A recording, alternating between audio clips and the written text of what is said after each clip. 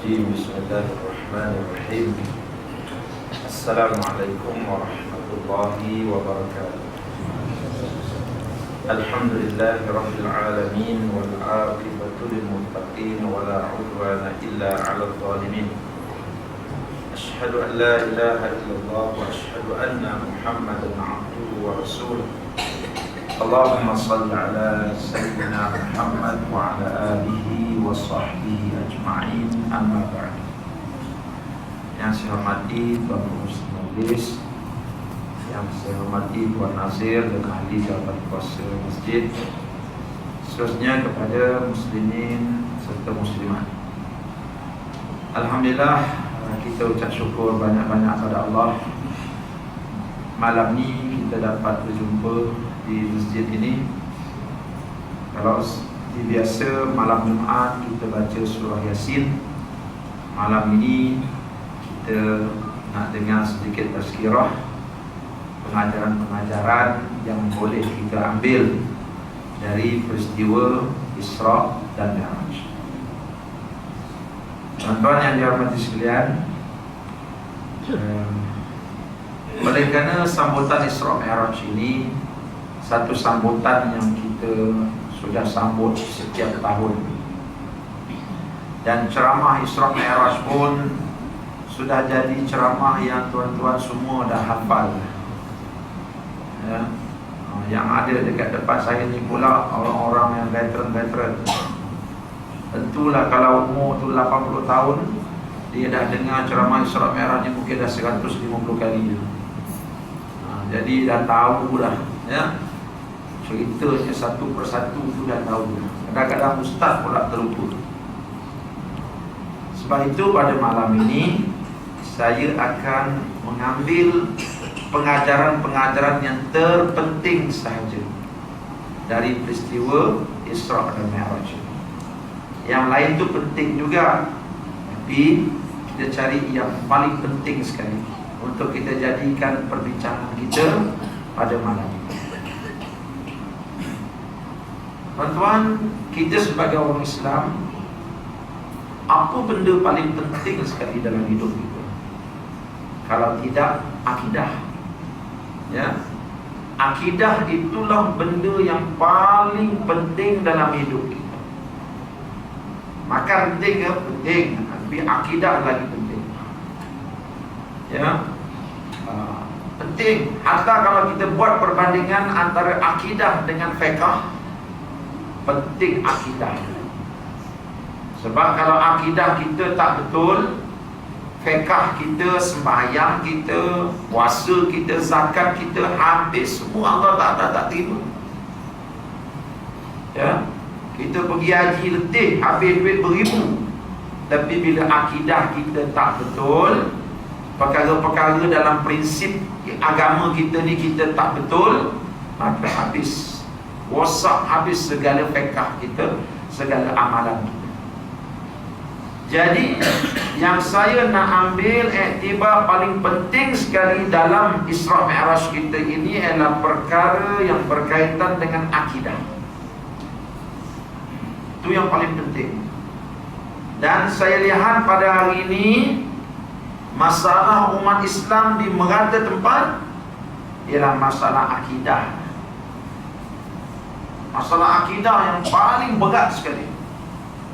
Bukan masalah fiqh. Fiqh ni tanya siapa saja boleh semayang. Orang yang tahu semayang tapi tak semayang berapa ramai? Sebab apa tahu semayang tapi tak semayang? Ada problem iman, ada problem akidah. Sebab itu akidah itu perlu dibaiki, akidah itu perlu diperhalusi.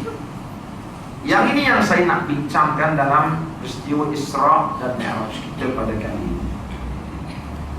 Tuan-tuan yang saya hormati sekalian, sebelum saya bincang Isra Mi'raj, saya nak kita faham dulu apa itu akidah. Akidah yang kita nak belajar ni adalah akidah Islam, Al-Aqidatul Islamiyah, akidah Islam. Sebab akidah-akidah lain ni banyak, akidah Kristian, akidah Yahudi, akidah Hindu, semua ada akidah. Tapi yang kita nak belajar malam ni adalah akidah Islam, sebab dia ada kaitan dengan hidup kita. Apa itu akidah? Ya, akidah ini perkataan bahasa Arab. Dia berasal daripada perkataan uqdah, artinya simpulan. Kita menyimpulkan beberapa perkara dalam hidup kita. Kalau kita orang Islam ni ada berapa perkara yang kita simpulkan? 6 perkara yang kita panggil rukun iman. Kalau ibarat tali itu ada 6 utas tali, kita sambungkan, kita ikat, tarik sampai dah tak boleh terbuka. Ke-6 tu terikat. Itu panggil uqdah, simpulan. Ya. Jadi bila kita sebut saja akidah Islam, kita nak ambil 6 perkara tadi tu. Apa dia? Beriman kepada Allah, beriman kepada adanya malaikat, beriman kepada benarnya Rasul, beriman kepada benarnya Al-Quran, dan juga kitab-kitab yang diturunkan berlangit, beriman kepada adanya hari kiamat, dan beriman kepada qada dan qadar. 6 perkara ni ibarat 6 utas tali, kita nak ikat, tarik sampai dia jadi satu tali yang terikat kemas. Ya, bila dah ikat kemas tu, kita boleh guna dia untuk panjat pokok, kita boleh guna dia untuk panjat gunung, takkan putus. Ada 6 benda ni kita akan ikat betul-betul. Itu orang panggil akidah. Jadi dah faham sikit-sikit dah. Ya. Jadi bila kita sebut akidah ni, ialah 6 perkara yang kita akan simpulkan, dan akhirnya 6 perkara ini menjadi prinsip dalam hidup kita. Tuan-tuan, tapi 6 perkara ni benda-benda yang kita tak nampak. Rasul kita tak nampak dah dia. Ya. Quran kita nampak lah. Allah tak nampak. Hari kiamat tak nampak. Malaikat tak nampak. Benda-benda yang tak nampak. Tapi benda-benda yang tak nampak ni lah Allah Ta'ala suruh kita yakin sampai jadi akidah. Sebab itu akidah ni, kalau kita nak betul, nak lagi faham, saya nak buat begini. Akidah ini, dia sebenarnya maklumat-maklumat yang kita dapat, yang mana maklumat ini akhirnya menjadi satu kepercayaan kita, dan kepercayaan itu akhirnya membentuk sikap kita. 3 perkara. Akidah itu dalamnya ada apa? Yang pertama, ia adalah maklumat. Yang kedua, maklumat itu akhirnya bertukar menjadi kepercayaan, dan kepercayaan itu akhirnya membentuk sikap kita. Ini orang panggil akidah. Bagi mendekatkan faham, saya ambil contoh begini.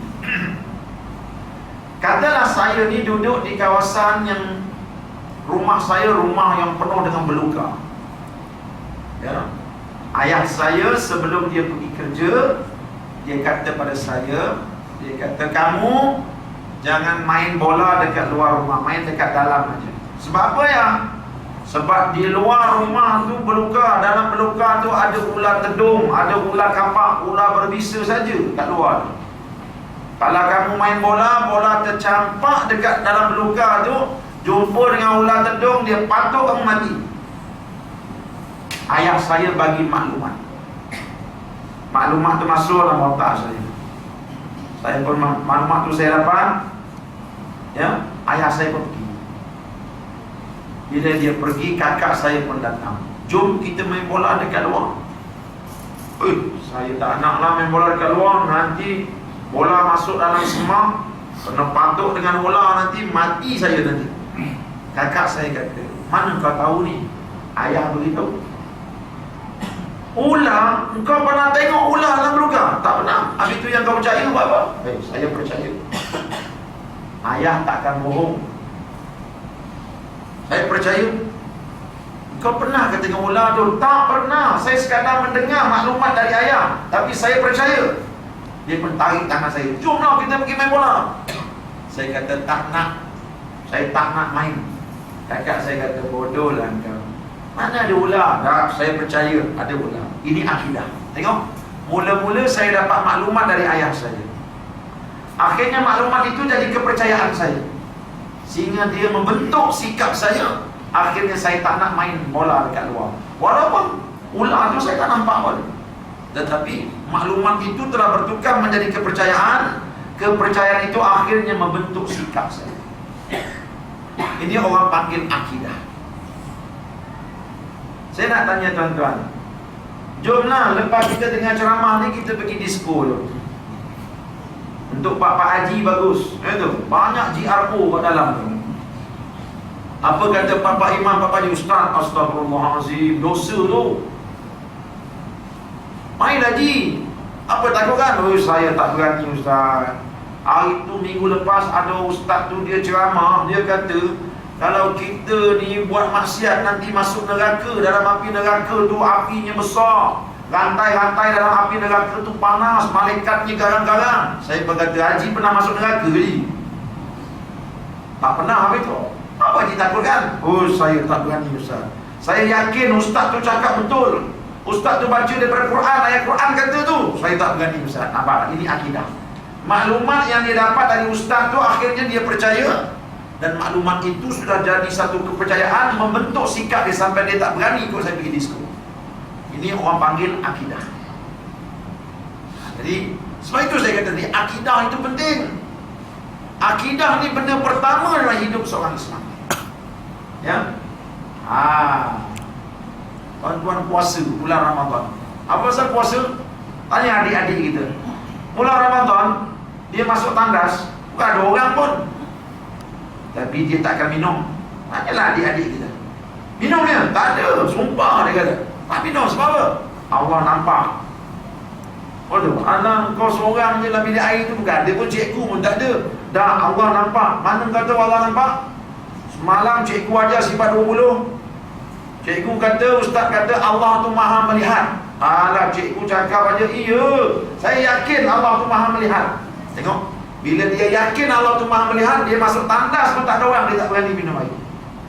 Ini maklumat yang sudah bertukar jadi akidah yang membentuk sikapnya. Nampak? Jadi kita nak macam itulah. Kita nak belajar akidah sampai akidah itu boleh bentuk diri kita. Jadi pada malam ini kita nak kaji Isra Mi'raj, supaya maklumat dalam Isra Mi'raj ini akhirnya bertukar menjadi kepercayaan, dan akhirnya kepercayaan itu membentuk sikap kita. Kita tak mau malam ni kita dengar Isra Mi'raj dapat maklumat, tiba-tiba maklumat itu sekadar maklumat, tak jadi kepercayaan dan tak membentuk sikap kita. Ya, nanti kita akan cerita dalam Isra Mi'raj ni bagaimana Nabi berjumpa dengan seorang perempuan, kan? Ya, seorang perempuan itu digantung, ya, dibakar perempuan itu, melegak-legak kepala otak dia. Kemudian susu dia itu digantungkan. Ya, ibarat kita ni ambil apa? Ambil mata pancing tu, gantungkan dekat depan susu kita. Orang perempuan, orang lelaki pun boleh cuba dah balik malam ni. Kalau takut dengan mata pancing tu, ambil penyepit tu, kita sepit baju kan, jemur baju, sekepitkan dekat situ kalau berani. Itu pun kita dah melupu dah. Nabi kata apa? Aku nampak masa aku pergi sana tu, seorang perempuan digantung susu dia, menjerit-jerit, dah digantung, dibakar pula dekat bawah dia tu, melegak-legak kepala otak dia. Ya. Bila tanya malaikat ni, siapa ni malaikat? Ini perempuan yang keluar rumah tak pandai jaga maruah diri. Maksudnya, keluar rumah buka aurat, keluar rumah tak tutup aurat, keluar rumah bercampur bebas lelaki perempuan. Akhirnya mati, Allah bakar dia macam tu. Kita pendengar, dengar, tiba-tiba besok pagi beli ikan dekat depan rumah, Cina datang, peh, selama je makcik tu keluar, ya, pakai t-shirt je beli ikan. Malam tadi dengan Isra Mi'raj, malam tadi bukan main geleng-geleng kepala, oh, takutnya kena bakar kita je. Besok pagi dia jemur baju dekat ampayan, selama je. Maklum dah lepas basuh baju, berkembang aja tu. Ya, Pak Haji sebelah rumah tu tengah baca surah khabar, berhentilah baca surah khabar. Nampak? Ini maklumat Isra Mi'raj yang tak jadi akidah. Sia-sia lah kita buat, betul tak? Sia-sia lah. Jadi kita nak maklumat yang kita dengar pada malam ini, maklumat yang jadi akidah. Tapi peliknya, benda-benda yang kita cerita malam ini semua benda tak nampak. Semua benda tak nampak. Tiba-tiba nak kena percaya, susah tu. Itulah dia Islam. Sebab tu Allah Ta'ala sebut dalam surah Al-Baqarah, dia kata apa? Alif Lam Mim Dzalikal Kitab Hudan lil Muttaqin. Inilah dia Quran, petunjuk bagi orang bertakwa. Siapa orang bertakwa itu? Alladzina yu'minuna bil ghaib. Orang bertakwa adalah orang yang beriman pada benda yang ghaib. Tak nampak, tapi dia beriman. Malam ni. Jadi malam ni kita nak cerita semua benda yang tak nampak. Tapi tak nampak pun kita wajib beriman. Sebab tak semestinya benda tak nampak dia tak ada. Betul ya? Saya dulu pernah debat dengan satu komunis. Saya belajar dulu, tempat saya belajar dulu, macam-macam ada Kristian, ada Yahudi, ada komunis, ada kawan saya, dia dari Korea Utara. Member baiklah, orang Korea Utara. Korea Utara kan sampai sekarang komunis, nak gaduh je kerjanya. Ya. Belajar satu pengajian dengan saya. Lama-lama dia boring, aku boring lah belajar Islam ni. Sebab apa? Belajar benda tak nampak. Semua beriman adanya Allah, bukan aku nampak pun. Saya kata yang kau belajar siapa suruh? Dan dia kata universiti aku hantar, suruh belajar lah. Dia ambil pengajian timur. Dia punya pengajian tu namanya pengajian timur. Bila sebut pengajian timur, dia kena belajar ilmu Islam. Dia menghafal Quran sama macam saya. Kadang-kadang markah tafsir Quran dia lebih tinggi daripada saya, padahal komunis. Satu hari dia dah geram makanya, aku boring lah belajar Islam ni, kena belajar benda tak nampak, beriman kepada adanya Allah. Aku pun tak pernah tengok Allah. Dia cakap dengan saya, kita ni orang Islam, marahlah kita. Tapi oleh kerana di universiti dia tak boleh buat macam di kampung. Kalau di kampung tu kita tumbuk je, betul tak? Di universiti ni kita kena debat lawannya debat, hujah lawan hujah. Saya jumpa dia, saya kata, kau ni betul lah. Benda tak nampak, tak semestinya dia tak ada. Allah Ta'ala kau tak nampak, tapi dia ada. Terus dia kata, mana boleh? Dia kata, cuba kau tengok cawan ni. Sebab apa kau kata cawan ni ada? Sebab saya kata, cawan ni ada sebab aku nampak dia, boleh pegang dia. Tahu pun dia kata, kau pernah nampak Allah? Kau pernah pegang Allah? Tak pernah. Macam mana kau kata Allah tu ada? Dia nak main dah. Apa? Ya? Macam mana kau kata Allah tu ada? Cawan ni ada sebab kau nampak dia, kau boleh pegang dia, barulah kita kata dia ada. Ini Allah, kau pun tak pernah nampak, kau pun tak pernah pegang dia. Macam mana kau kata dia ada? Nampak? Ini komunis ni cara masuk. Ya? Ni kalau jumpa komunis ni, jumpa mak rempit kita yang tak belajar sifat 20, habis. Nampak? Mak rempit pun tengok, dia tak juga ni Allah. Kau pernah nampak bro? Aku pun tak nampak Allah. Kau bro, aku lagi tak pernah nampak Allah. Tapi macam mana kita kata Allah tu ada ya? Kita ni kena tipu ustaz-ustaz je lah. Hati lah. Saya beritahu komunis tu, saya kata, kau ni betul lah. Ya, kebetulan masa cakap tu kipas pusing. Saya masa belajar dulu jangkut sampai ke pusat. Panjang. Bila saya cakap, cuba tengok jangkut aku ni. Bila saya cakap, dia ke kanan, ke kiri. Kenapa jangkut aku gerak? Kita pasang kipas angin ada. Ya ke? Ya lah angin. Jangkut kau gerak-gerak lah. Kau pernah tengok angin ke? Tak pernah. Kau pernah pegang angin? Tak pernah. Habis tu, macam mana kau kata angin gerakkan aku punya jangkut? Apa pula? Angin ada. Ni aku tiup. Dia pun tiup saya punya tangan. Ada tak? Ada. Mana ada? Saya kata angin tak ada. Cuma kata dia sekali, kau pernah pegang angin? Cuba pegang angin. Tak pernah. Kau pernah tengok angin? Tak pernah. Dia pun dah terasa aku dah kena. Terus saya kata, kau tak semestinya benda tak nampak tu dia tak ada. Ya, berapa banyak benda dalam dunia ni dia tak ada tapi dia ada. Kita minum air manis. Pernah nampak manis? Siapa pernah nampak manis? Ada, saya pernah nampak. Manis Menti Ali ada. Orang zaman dulu ada namanya manis. Tapi manis dalam manisan tu mana pernah nampak? Rasa je. Tapi dia ada. Begitulah Allah lebih kurang. baru dia surrender. Nampak? Jadi tuan-tuan, benda-benda akidah Islam ni banyak benda tak nampak, benda gaib, tapi kita diminta untuk yakin. Kalau tak yakin, kafir, mati khalidina fiha abada. Kafir, masuk neraka, mati kekal abadi dalam dia.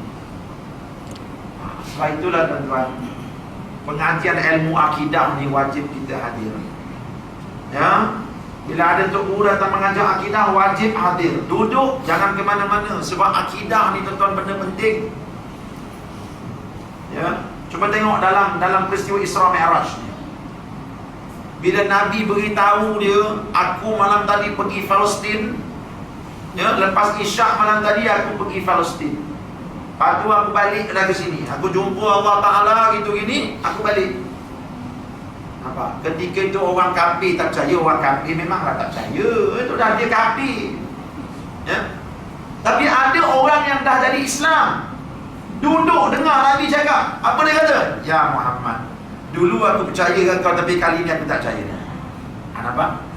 Habis pun jadi kafir. Dah Islam tu, tapi bila mana akidah dia tak jelas, ya, dia gagal untuk ketepikan otak dia. Dia guna otak, sedangkan ini akidah. Habis jadi kafir. Tapi Sayyidina Abu Bakar, aku percaya. Kalau Rasulullah SAW sebut benda lebih pelik daripada ni pun aku percaya. Sebab itu tuan-tuan, kita wajib belajar ilmu akidah. Ini benda pertama kita kena buat ni. Mana tuan-tuan yang belum khatam lagi sifat 20, cepat-cepatlah. Pergilah cari Tok Guru, khatamkan ilmu sifat 20. Ya, ini penting. Sebab nanti kita punya akidah, bila-bila saja orang boleh gugat akidah kita. Ui, ya. Saya sebut tadi komunis tadi. Kalau dia masuklah jumpa budak-budak yang tak belajar akidah, habis. Allah kita mana pernah nampak? Allah mana ada? Habis. Ya, nampak? Kita belajar tentang azab kubur. Ustaz-ustaz nak ceramah azab kubur, azab kubur, azab kubur. Ya. Tiba-tiba, cuba kau tengok ni, orang-orang dekat Peru, orang dekat Brazil, bila mati, orang tu dikeraskan. Elok aja. Macam mana kau kata orang mati ada azab kubur, tak ada apa-apa pun mayat ni? Tuan-tuan pernah tengok mayat Firaun? Saya pernah tengok lah. Saya pergi ke Mesir, tengok mayat Firaun. Elok je, kuku dia pun cantik lagi. Gigi dia pun elok lagi, Firaun punya gigi. Orang berkata, macam mana kau belajar kata dalam bila orang mati nanti ada azab kubur. Bila azab kubur nanti malaikat ketuk, ya, ketuk tu sampai tulang dia berselikat patah. Tengok Firaun tak ada apa-apa pun, okey je dia. Apalah kau cakap, habis gitu. Nak jawab balik macam mana tu? Ya? Jadi ini akidah. Akidah Islam ni kita wajib belajar. Jadi bagi tuan-tuan dan puan-puan, tolong khatamkan kitab-kitab akidah ini, sebab akidah ni benda pokok dalam agama kita. Baik. So kita dah faham apa maksud akidah. Satu maklumat yang bertukar menjadi kepercayaan, akhirnya dia mendidik dan membentuk hidup kita. Itu orang panggil akidah. Baik, peristiwa Isra Mi'raj ni tuan-tuan, satu peristiwa yang menguji akidah umat Islam. Tengok ni. Cuba tuan-tuan lihat ya. Kita bila masuk Islam ataupun bila kita dah jadi orang Islam, ada dua kalimah yang kita ucapkan. Dia jadi prinsip dalam hidup kita. Apa dia? Orang panggil kalimah syahadah. Apa dia? Asyhadu an la ilaha illallah wa asyhadu anna Muhammadan Rasulullah. Terjemahan dia apa? Terjemahan dia semua orang boleh, ya tu? Ya. Asyhadu an la ilaha illallah, aku naik saksi bahawa tiada Tuhan yang disembah melainkan Allah. Itu terjemahan dia. Wa asyhadu anna Muhammad Rasulullah, dan aku naik saksi bahawa Muhammad itu Rasulullah, Rasul Allah. Terjemahan adik-adik kita pun tahu.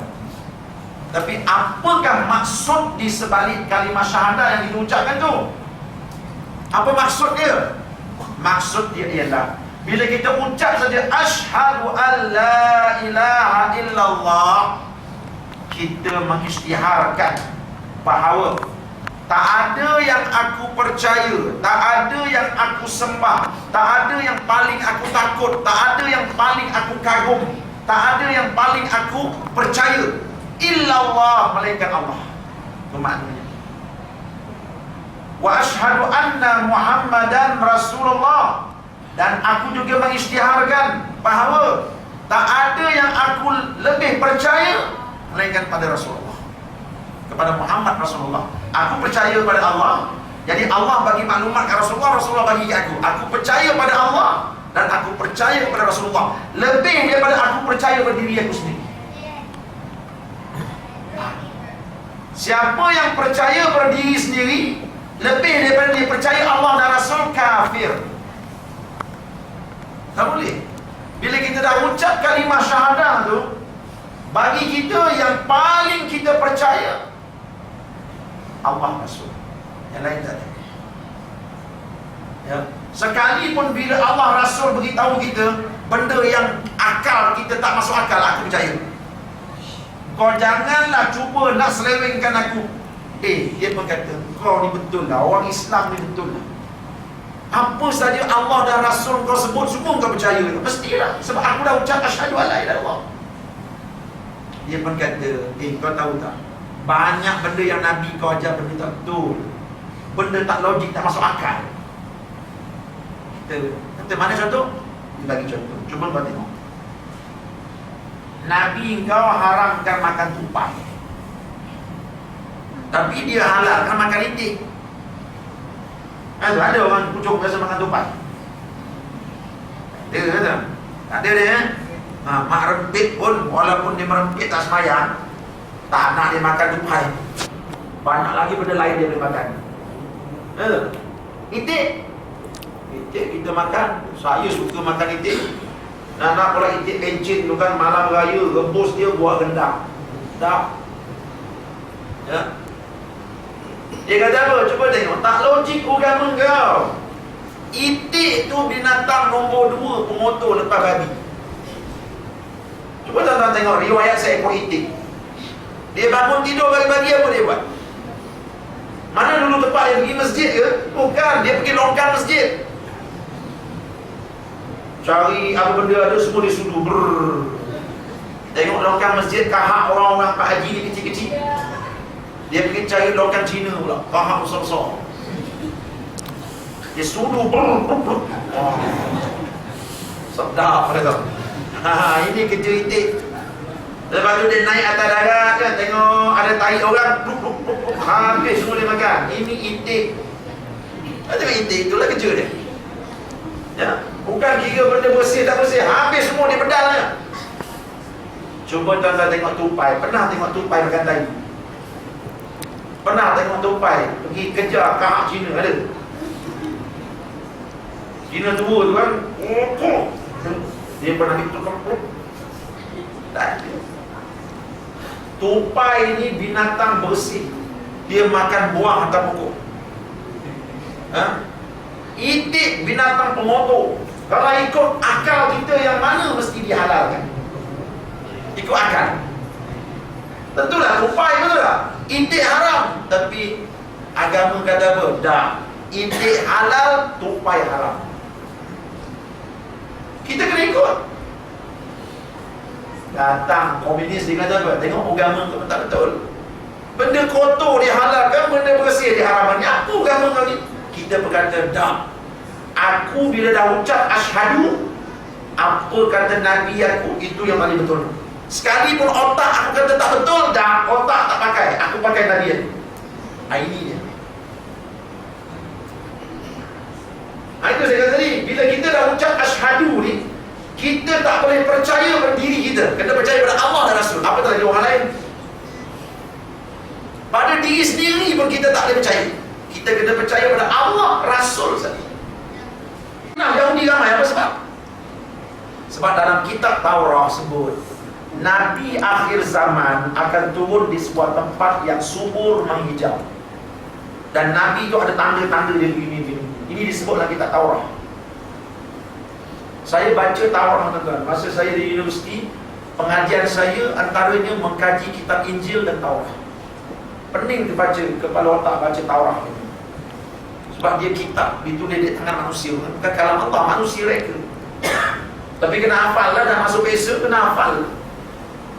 Banyak saya jumpa dalam kitab Taurat ayat-ayat yang menunjukkan bahawa Nabi Muhammad itu Nabi yang benar.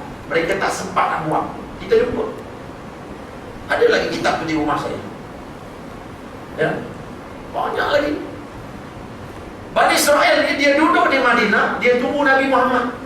Nabi akhir zaman akan lahir di tempat yang hijau subur. Madinah ni memang subur. Ya? Dia pun tunggu.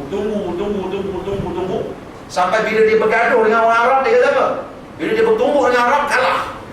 Oleh kerana Yahudi ni orang minoriti dekat Madinah, dia kata apa?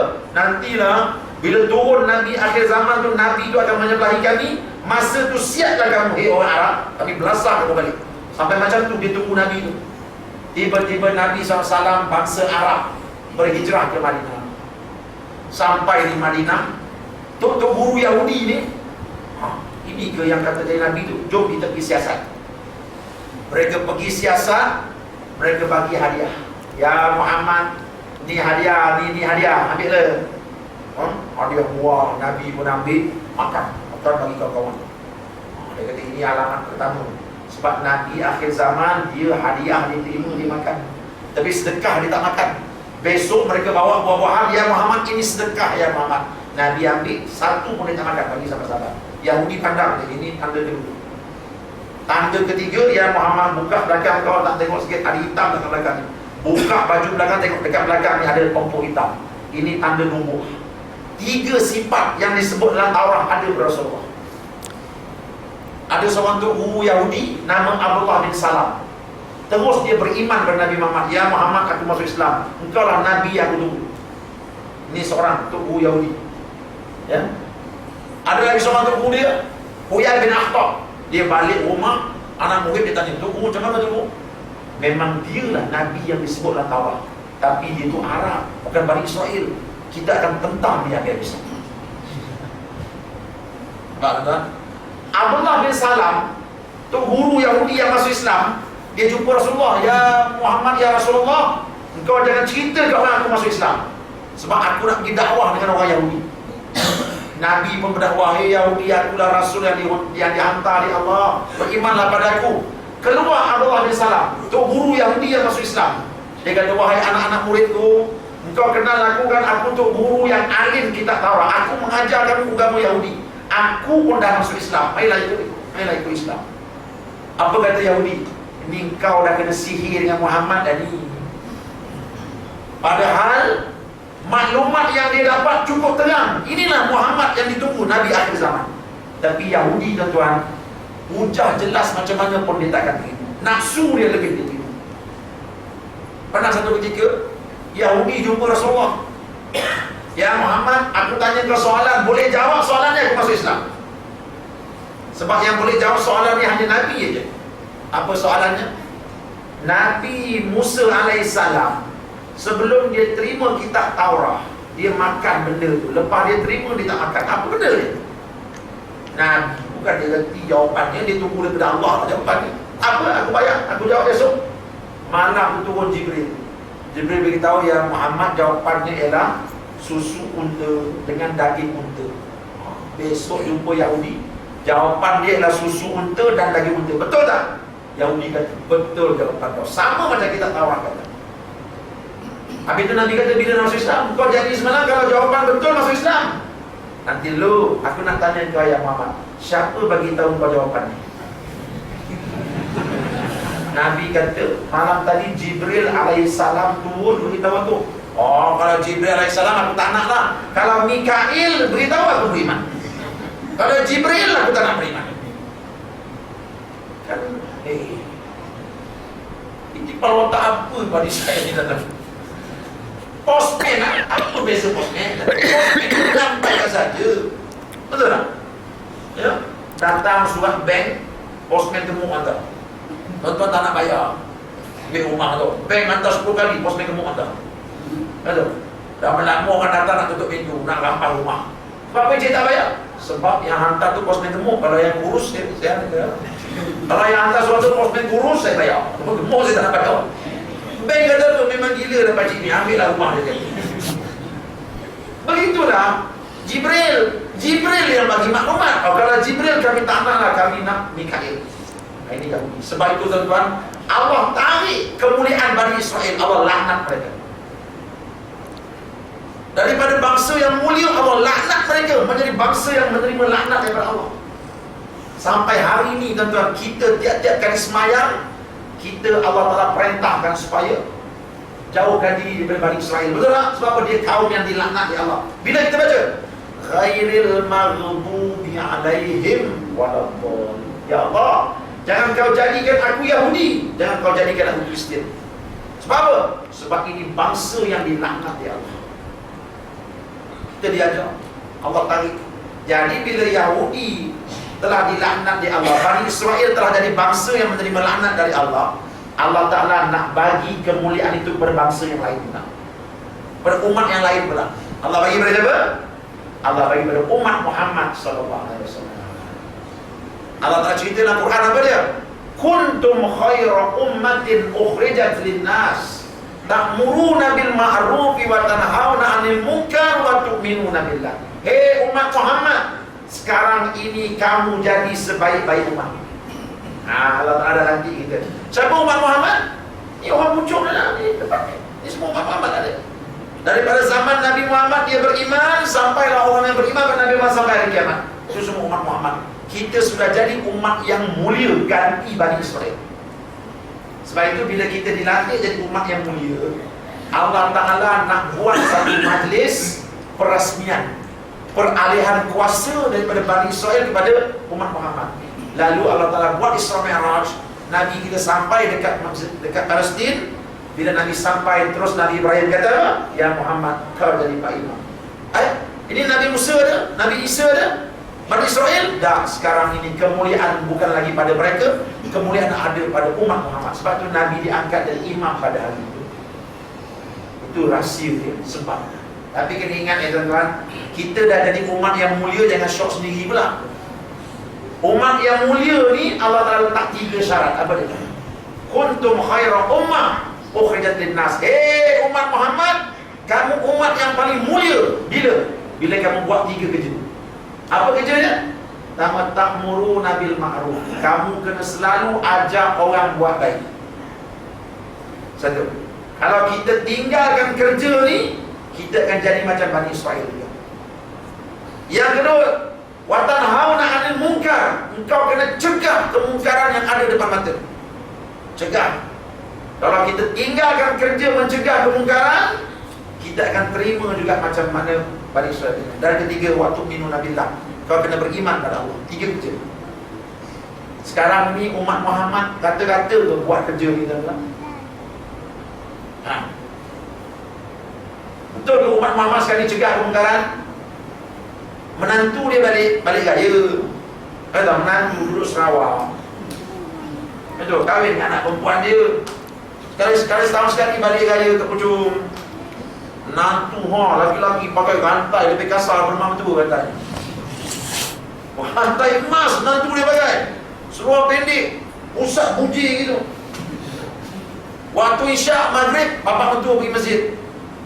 Ya, menantu relax, basuh kereta, tengok TV. Bapak mentua dia buat tak tahu. Ji, asal kau tak tegur menantu kau ni tak semayang maghrib ni, pakai rantai emas ni. Kalau aku tegur nanti merajuk dia tahun depan dia tak balik nanti kau macam mana? Aku tiap-tiap bulan dia hantar, paling tidak dapatlah 300 dia hantar. Besok aku tegur dia merajuk, besok 1 sen aku tak dapat. Kita tak buat kerja nahi mungkar. Mungkar berada depan mata kita, senyap semua, tak berani kerja. Dalam keluarga sendiri kemungkaran berlaku, tak perlu. Ini umat Muhammad zaman sekarang. Kadang-kadang anak dara dia sendiri buat kemungkaran, bapak tak berani tegur. Tak berani bapak tu, bapak pula kena ada asma, bapak lagi dia tak tegur. Jadi anak haji keluar ni pakai seluar jin ketat, baju ketat yang asal haji tak tegur ni. Kalau aku tegur dia merajuk, lagi susah nak cari. Kata paling tidak dia tak merajuk, dapat dia basuh baju aku, tak payah aku hantar dobi. Kan aku tegur kan, dia lari daripada rumah lagi susah. Habis anak perempuan dia pakai jin, pakai baju ketat, buka aurat. Malam ni Nepal hantar, besok Bangla hantar pula, lusa Pakistan hantar. Ya, tolak Senoi hantar, Karazan hantar. Pukul 1 malam hantar depan rumah. Relax, lama dia bapak dia. Sikit pun tak nak tegur. Ini berlaku pada umat Muhammad sekali. Sebab itu kita tengok sekali tuan-tuan, apa jadi pada umat Muhammad. Allah Ta'ala sikit tarik kemuliaan umat daripada kita. Ya? Sampai Nabi kata apa tu? Dalam satu hadis dia kata apa? La tattabi'anna sunana man kana qablikum shibran bi shibrin, dhira'an bi dhira'in, hatta law dakhalu hujra dabbin la dakhaltumu. Nanti di akhir zaman umat Muhammad ya akan ikut musuh-musuh Allah sehasta demi sehasta, sejengkal demi sejengkal, sehingga musuh Allah ajak mereka masuk lubang biawak pun umat Muhammad akan ikut. Sahabat tanya, "Man ya Rasulullah? Siapa mereka ya Rasulullah?" Al-Yahudu wa Nasara. Adakah musuh Allah yang orang Islam akan ikut itu Yahudi dan Nasrani? Nabi kata apa? Faman. Kalau bukan mereka, siapa lagi? Nabi sebut akhir zaman nanti umat Muhammad akan ikut Yahudi. Umat Muhammad akan berimamkan, berkiblatkan Yahudi. Sampai Yahudi ajak masuk lubang biawak pun kami nak masuk situ. Cuba tengok apa jadi pada umat Muhammad hari ini. Dah masuk lubang biawak ke belum? Saya dulu, rumah saya betul-betul kat sepadan Israel. Lagi 10 km nampak Israel. Televisyen Israel, berapa channel dalam rumah saya terang menerang. TV Jordan pun tak terang. Israel punya TV 3 channel terang. TV Israel ni tuan, pukul 10 malam dah tak boleh buka. Anak-anak dah tidur dulu boleh buka. Dia tak pakai benang walaupun satu benang. Macam mana orang tengok cerita lucah tu dah ada TV dia pukul 10 malam ke atas. Ya. Orang buat maksiat bercium berdiri, ya Allah. Cuba tak nak tengok TV-TV di negara-negara umat Islam. Sama tak? Ya. Apa itu? Yahudi masuk lubang biawak, kita pernah ikut. Inilah kemajuan. Inilah kemajuan. Best. Saya balik sini, terkejut saya tengok Akademi Fantasia dulu dekat Malaysia. Orang menangis kerana tak dapat masuk api neraka. Ini Akademi Fantasia. Menangis tau, tak dapat masuk api neraka. Sebab bila dia tewas, dia kena keluar, betul tak? Patutnya syukur aku dikeluarkan. Sebab apa? Sebab kalau aku jadi artis dalam habis aku, agama aku tergadai. Ni dah, bila dikeluarkan, yang juru acara tu pula saja je buat sedih-sedih, betul tak? Supaya budak tu menangis kerana tak dapat masuk api neraka. Akademi Fantasia ni dekat TV Israel dah lama dia buat. Dekat American Idol. Apa je? Dah sekarang ni tengok dah sampai orang tua pun dia ajak masuk neraka. Bintang apa tu? Apa nama? Apa dia? Kilauan Emas. Boleh masuk tadi Bapak Haji, gigi dah tak ada. Nyanyi nak ajak, ya Allah. Umur yang patutnya dah ada ketika semayang, nyanyi balik. Habis orang tua-tua pun mari masuk neraka. Mari masuk neraka. Tak cukup dengan orang tua, budak-budak pun sekarang. Mari. Ya, bintang mencari bintang macam-macam. Rancangan ini saya tengok dekat TV Israel dulu lagi mereka dapat. Apa Yahudi buat, itulah orang Islam nak buat. Cuba tuan-tuan bagi saya kebaikan Akademi Fantasia, beritahu saya. Satu kebaikan untuk agama, beritahu. Ya, Kilauan Emas ni satu kebaikan untuk iman dan agama manusia. Cuba beritahu, ada kebaikan ke? Kena pakcik tu sakit jantung tengah-tengah nyanyi tak bentar, mati pakcik tu kan susah. Apa? Nabi kata apa? Akhir zaman nanti bila Yahudi ajak masuk lubang biawak, umat Muhammad akan ikut sekali. Ini yang kita takut ni tuan-tuan. Ya. Jadi sebab itu kita kena sedar. Allah Ta'ala kata apa? Wa man a'rada an dzikri fa innalahu ma'isyatan dhanka. Barang siapa yang melawan perintah aku bagi kehidupan yang sempit, kata mereka. Jangan lawan perintah Allah. Yahudi lawan perintah Allah, tuan-tuan. Tengok Allah Ta'ala belasah Yahudi. Kan dalam Quran, bagaimana mereka disesatkan di padang pasir selama 40 tahun. Ya, yatihuna fil ardi arba'ina sana. Aku sesatkan mereka di padang pasir selama 40 tahun. Allah sebut dalam Quran. Mereka langgar perintah Allah. Mereka pergi ke padang pasir 40 tahun cari jalan keluar, tak jumpa. Padahal situ ada pintunya, Allah Ta'ala tutup. Dia belajar situ. Allah belasah mereka, Allah hukum mereka. Kita juga akan menerima hukuman dari Allah kalau kita terus menjejak langkah orang-orang Yahudi. Sebab itu tuan-tuan, mari kita sensitif benda-benda seperti ini. Didiklah diri kita, didiklah anak-anak kita, didiklah bangsa kita, supaya jauhkan diri daripada Yahudi. Yahudi ni tuan-tuan, Nabi ajar kita. Cuba tuan-tuan tengok ya. Nabi ajar Yahudi ni jangan kau tiru dia walaupun sikit. Satu hari Nabi jumpa orang Yahudi puasa. Yahudi, kau puasa ni apa pasal? Hari ni hari di mana Nabi Musa selamat daripada dibunuh di Fir'aun. Kan Nabi Musa kan kena kejar dengan Fir'aun. Bila sampai dekat Laut Merah, Nabi Musa pukul Laut Merah. Laut Merah terbuka, Nabi Musa selamat. Sempena Nabi Musa selamat, kami puasa lagi, iaitu pada 10 Muharram. Nabi kata, kalau Yahudi puasa, kita lebih bagus puasa orang Islam. Nabi kata, sahabat, puasa 10 Muharram. Tapi, kata Nabi, kalau aku hidup tahun depan, aku nak kamu puasa 9 Muharram dan 10 Muharram. Kalau Yahudi puasa 10, kita kena puasa 9 dan 10, supaya kita tak sama dengan mereka. Tengok, dalam masalah ibadat pun Nabi tak bagi kita menyerupai mereka. Sebab Yahudi ni jangan menyerupai mereka walaupun sedikit.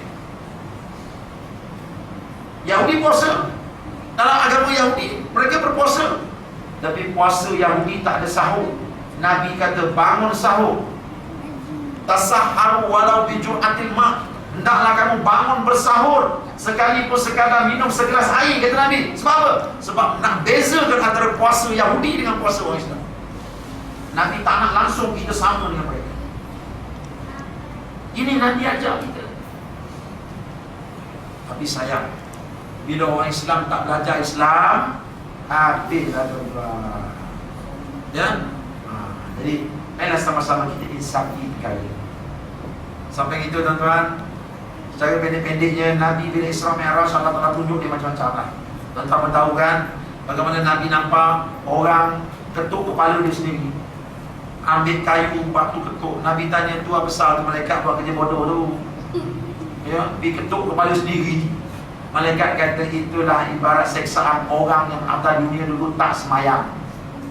Apa pasal Allah Ta'ala tunjuk orang tak semayang atas dunia ketuk kepala? Orang ketuk kepala ni siapa? Cuba tuan-tuan tengok orang ambil penalti, main bola sepak tu, gol tu punya besar, goalkeeper halus je tuan-tuan. Ya?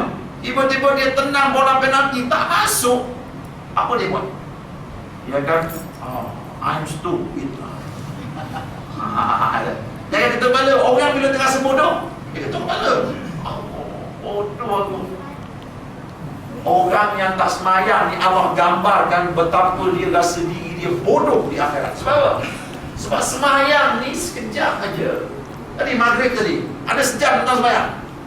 Ada kalau jadi Pak Imam yang merempit ada 3 semayang, habis sekejap. Ada imam yang merempit ni tu. Bulan Ramadan tengok ramai merempit. Allah. Tapi imam tuan-tuan sini bagus, ya? Dia baca, dia tak merempit sangat, kata okey, saya tengok bagus, sedap, kata okey. Sekejap je sembahyang ni, sekejap je. Tapi berapa ramai orang tak buat. Tapi dia punya seksaan bila tak buat, ya Allah, seksaannya sangat dahsyat, tak berbaloi dengan sekejapnya masa kalau dia sembahyang. Sebab itu bila dia masuk neraka, bodohnya aku, terasa bodoh. Sebab itu tuan-tuan, kita jadilah sembahyang. Ya, jagalah semayang. Saya yakin depan saya ni semua orang yang tak semayang. Kalau tak semayang takkan datang masjid, betul tak? Cumanya kita ni tuan-tuan kadang-kadang semayang tapi tak jaga semayang. Semayang betul, tapi asar pukul 4 Zuhur kita semayang 3.58. Asal kalau semayang lambat Zuhur senang Ustaz, satu wudu nak jimat air.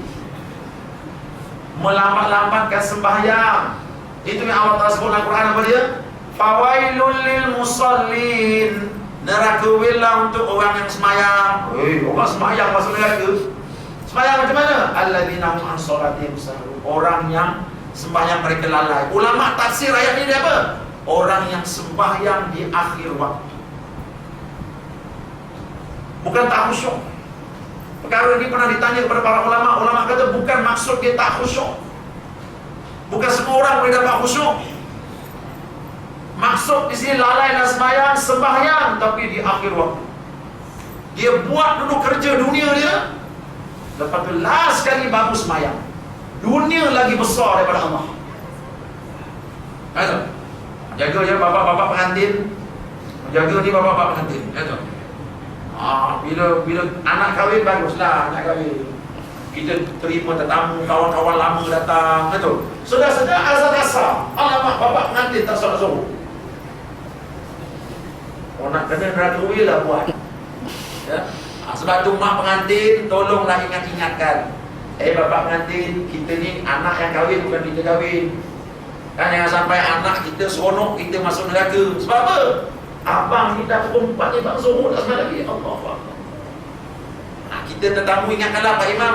Betul? Ji, Zuhur lagi. Yang tengah sedap sambung tetamu ni. Ya. Sebab nanti masuk neraka. Baiklah. Tuan, saya nak sebut yang akhir sekali lah. Yang saya sebut tadi, Nabi nampak orang perempuan, Nabi neraka. Nabi cerita ke orang perempuan. Dia kata apa? Uridun naro, aku diperlihatkan akan api neraka. Fa idza aktsaru ahliha an-nisa, kebanyakan penghuni neraka aku tengok adalah perempuan. Kita tak ada ni. Selamat kita. Sebab kita poligami terima ya.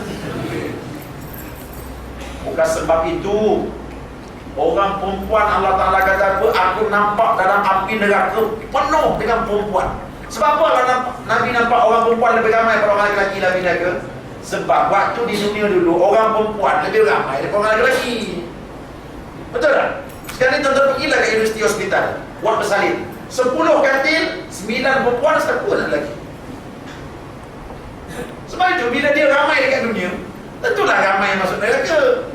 Bukan mana orang lelaki tak masuk neraka. Orang lelaki nampak sikit sebab orang lelaki ni sikit. Dan akhir zaman ni pula selalu diperanyanyai oleh orang perempuan, betul tak? Otak-otak kepala dianyanyai oleh orang perempuan, betul tak? Ya? Garang-garang orang perempuan akhir zaman ni. Nabi kata apa? Aku lihat bila aku Isra Mi'raj, aku nampak ramai perempuan dalam api neraka. Yakfurna. Mengapa? Mereka itu mengkufuri Allah. Mereka itu mengkufuri. Sahabat bertanya, kila ayat furna billah, adakah mereka itu masuk neraka karena mereka mengkufuri Allah? Allah Ta'ala, Nabi kata apa?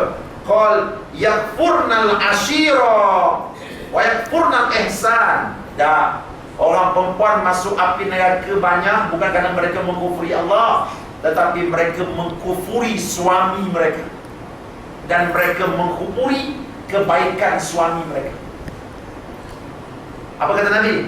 Lam ahsanta ila ihdahunna ad-dahra, kalau kau buat baik pada seorang perempuan, pada isteri kau, sepanjang kau kahwin dengan dia, kau buat baik dengan dia, Nabi kata. Summa ra'aita minka syai'an, qalat ma ra'aitu minka khairan. Kau buat baik dengan bini kau sepanjang masa, tiba-tiba kau tersilap sekali je, dia akan kata apa? Saya tak nampak pun abang buat baik kat saya. Suami orang sebelah lagi bagus daripada abang. Ini sebab ramai orang perempuan masuk api neraka. Yang perempuan dekat belakang aku ingat ya. Suami beli emas sekali pergi habis jual tu bukan sebentuk, setalam. Ambil. Betul ya? Kita tak belilah sebentuk-sebentuk cincin ni. Satu talam, ambil timah, bawa balik, pakai dah, mana jari kau nak letak. Dia pun abang, you are my good husband. Mana ada suami macam ni? Ada suami macam ni. Tiba-tiba besok dia keluar pejabat pukul 5, suami jam dekat Proton. Jam kat situ pun ketat tu. Lalu jalan kucing kan ketat jamnya. Sampai-sampai pukul 7 depan ofis. Muncul dia. Dia masuk kereta suami dia, hentaknya pintu, tercabut skru. Dia buat macam tu seolah-olah suami tak pernah buat baik dengan dia. Betul tak? Kalau dia terfikir semalam suami bagi 1 bulan emas kat dia, takkan dia buat macam tu. Walaupun suami terlambat, tapi fikirlah kebaikan suami. Tidak. Semalam kau buat baik, semalam punya hal. Ini hari punya hal. Ini perangai orang perempuan. Tu. Jadi adik-adik, kakak-kakak, makcik-makcik kat belakang ni ingat-ingatlah ya. Supaya kita tak ulang benda macam ni. Yang belakang tu tak buat, saya tahu tu. Dia orang tu baik-baik tapi banyak ni kat sini. Itu. Jadi tuan-tuan, bukan bermakna kalau gitu Ustaz, kita suami-suami ni lepas tanganlah saya. Sebab kita okey je. Tadi maksud dekat sini bukan saja orang perempuan, orang lelaki juga kena jadi suami yang terbaik supaya kita tidak menganiaya mereka. Ya, lebih-lebih lagi yang berpoligami ya. Nanti takut bangun nanti akhirat sengit baru. Ya, kenapa? Kerana nak seronok atas dunia, tiba-tiba tak berlaku adil, bangun akhirat nanti dalam keadaan terhina. Orang semua baru okey dia sengit sebelah. Afzal Mat, kau sengit baru? Itulah dulu aku balik rumah bini muda, bini tua aku tak balik. Sebab balik rumah bini tua bau minyak angin, malah aku. Balik rumah bini muda bau kasturi. Akhirat besok kena belasah dengan Allah Subhanahu Wa Taala. Jangan nak seronok-seronok sangat ya. Jadi saya dah cukup sekadar 9:30 ni ya. Jadi tuan-tuan besok kerja saya pun ada hal. Ya, saya minta maaf kalau Ustaz banyak ambil masa ceramah malam ni. Tapi saya rasa saya nak ceramah lagi ni, tapi dah malam. Tuan-tuan boleh dengar ceramah saya hari-hari. Dekat mana? Tuan-tuan buka saja Radio Selangor. Saya ada 7:30 malam dengan 7:45 malam. Tadi saya buat tafsir saya ni dekat depan sekolah Cina. Memang dia buat live pakai telefon je. Saya berhenti depan sekolah Cina tadi. Saya buat tafsir satu dunia dia. Ya. Jadi tuan-tuan boleh dengar tafsir saya 7:30 malam dengan 7:45 malam di 100.9 FM pilihan tempat. Ya. Tadi saya sampai kepada siri 1399. 100.9 FM 100.9. Ya. Radio Selangor yang dipancarkan daripada Angkasa Puri. Tuan-tuan nak dengar? Itulah dengan radio klasik di mana jalan yo. Dengar SNM Salim je sekali dengar saya kata. Jadi saya ada waktu maghrib, tapi sayangnya ceramah tersebut memang waktu tuan-tuan tengah solat maghrib. Betul? Tapi tak apa, tuan-tuan boleh rakam. Sebab nak tunggu tuan-tuan baca tafsir bila tuan-tuan nak baca kitab tafsirnya. Biar saya baca, saya ulas, tuan-tuan rakam. Betul? Mana yang ada smartphone ni senang je. Betul? Letak pencocok tu, duduk dalam saf boleh dengar. Tekan Radio Selangor, dia keluar ceramah saya. Tiap hari ada, tiap malam satu ayat. Tadi saya sampai kepada ayat yang ke 113 dari surah Al-An'am. Esok 114, lusa 115. Ini tuan-tuan ikut tafsir ni, banyak ilmu tuan-tuan akan dapat. Ya, jadi saya rasa cukuplah sekadar itu. Tuan-tuan, saya dah berhenti daripada Lembaga Zakat Selangor, dah tak jadi pegawai dah. Sekarang ni saya berhenti, saya buka pondok saya di Kelang. Kalau tuan-tuan ada anak-anak yang cerdik-cerdik dapat 5A UPSR, hantarlah ke tempat saya. Ya, yang ILU meleleh tak pandai dia jangan hantar. Dan saya nak yang cerdik-cerdik. Sebab di tempat saya pelajar-pelajar menghafal Quran dan waktu yang sama mereka diajar bahasa Arab. Sebab kami guna bahasa Arab. Saya cakap Arab, kitab-kitab yang kami guna semua kitab-kitab Arab.